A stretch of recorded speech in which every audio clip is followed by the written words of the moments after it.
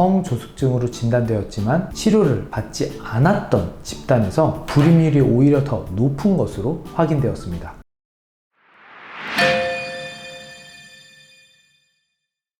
안녕하세요. 소아내분비 전문의 노정기입니다. 이번 영상에서는 성조숙증 치료 관련하여 부모님들께서 가장 걱정하실 만한 내용에 대해 이야기하도록 하겠습니다. 성조숙증 치료는 성호르몬 억제를 통해 체존키 증가와 함께 초경을 늦추는 등의 이득을 얻는 치료인데요. 바로 이 성호르몬을 억제한다는 점이 추후 아이가 성인이 되었을 때 불임의 원인이 되는 건 아닌지 보호자분들의 불안감을 높이는 주요 원인이 된다고 생각합니다. 실제로 진료실에서 성조숙증 치료 시작 전 제가 가장 많이 듣는 질문 중 하나인 이 의문점에 대해 지금부터 사실 여부에 대해 알아보도록 하겠습니다.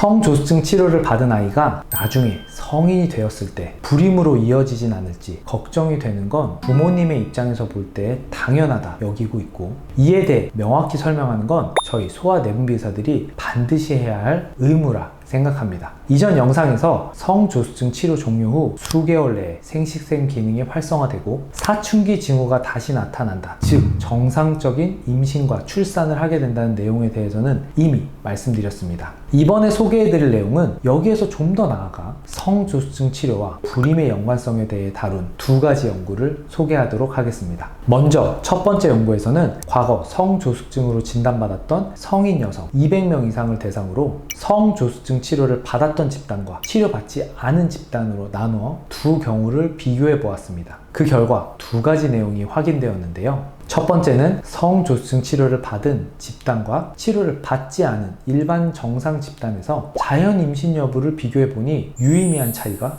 없었습니다. 두 번째 결론은 걱정했던 것과는 달리 성조숙증으로 진단되었지만 치료를 받지 않았던 집단에서 불임률이 오히려 더 높은 것으로 확인되었습니다. 정리하면 성조숙증 치료를 받아도 성인이 되었을 때 자연 임신을 정상적으로 할 수 있고, 중추성 성조숙증 아이들에게 있어 오히려 미래에 발생할 수 있는 불임을 예방할 수 있는 것이 성조숙증 치료임을 이 연구에서 결론 내리고 있습니다.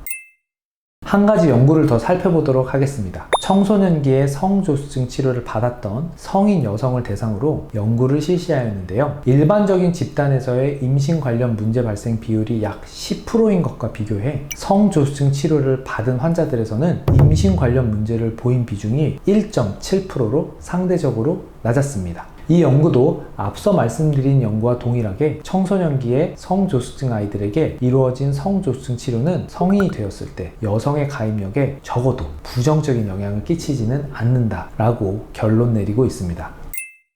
자, 정리하도록 하겠습니다. 성조숙증 치료는 약 40년의 세월 동안 사용되어 왔습니다. 그리고 현재까지 성조숙증 치료가 불임의 확실한 원인이 되니 치료를 중단해야 한다는 의견은 아직까지 발표되고 있지 않습니다. 추가적인 연구가 더 필요하겠지만 지금까지의 연구 결과로 보아 성조숙증과 불임의 관련성은 크게 우려할 만한 것은 아니라고 생각합니다. 오히려 중추성 성조숙증으로 확진된 경우 치료를 받는 것이 나중에 성인이 되어 발생할 수 있는 불임을 예방할 수 있는 매우 중요한 치료라는 것이 지금까지의 주된 의견이다 라고 말씀드릴 수 있겠네요. 그럼에도 불구하고 성조숙증 치료 후 적정 기간 동안 소아내분비 의사들의 진찰을 통해 이상 여부를 확인하는 것은 반드시 필요하다는 말씀드리며 이번 영상을 마치도록 하겠습니다. 지금까지 영상 시청하시느라 고생 많으셨고요. 다음 영상에서 뵐게요. 시청해주셔서 감사합니다.